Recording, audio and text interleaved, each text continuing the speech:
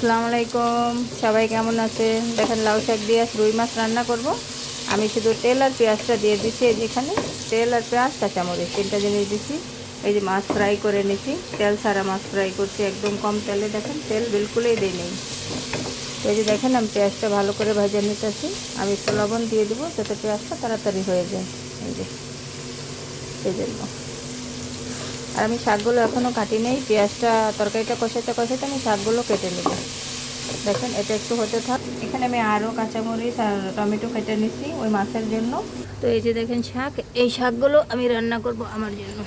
ঠিক আছে, এই শাকগুলো আমি রান্না করবো এখন। আমার পেঁয়াজটা হালকা হয়ে গেছে, তো আমি এখন এই যে টমেটোগুলো কেটে রাখছি এগুলো এখানে দিয়ে দিব।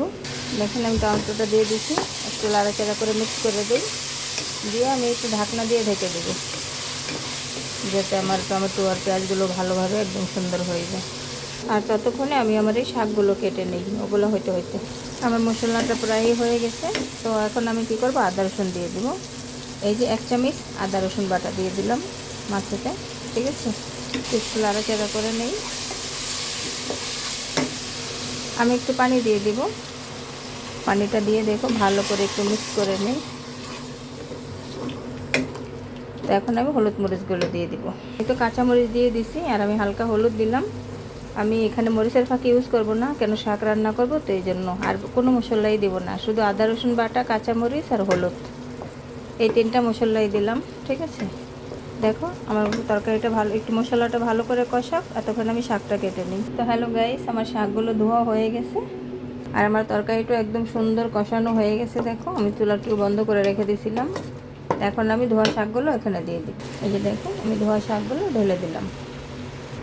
শাকগুলো সব এখানে ধুয়ে দিয়েছি। এখন একটু লাড়াচাড়া করে দেবো, মশলাগুলো ভালো করে মিক্স করে নিব। জি বন্ধুরা দেখেন আমার শাকটা একদম আমি পানি দিইনি, শাকটা শুধু ধুয়ে এখানে দিয়ে দিয়েছিলাম। তো আপনারা দেখছেনই, ঠিক আছে। তো এভাবে দেখেন আমার কষানো হয়ে গেল ভালো করে।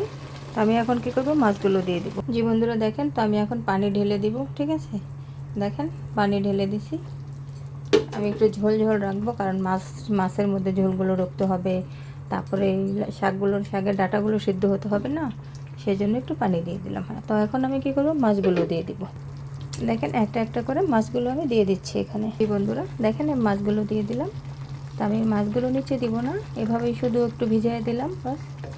আর বেশি হলুদ দিই নেই, তো দেখেন সাদা সাদাই হচ্ছে, কালারটা খুব সুন্দর লাগছে দেখতে।